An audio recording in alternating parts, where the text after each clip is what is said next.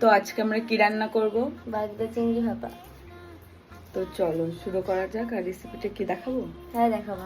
আজ আমার ননদের আবদার ছিল বাগদা চিংড়ি ভাপা পকোড়া।